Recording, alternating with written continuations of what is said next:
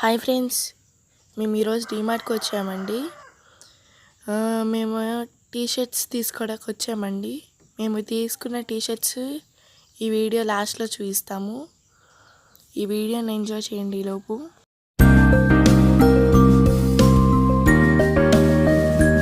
నాకు ఈ టాప్ చాలా నచ్చిందండి.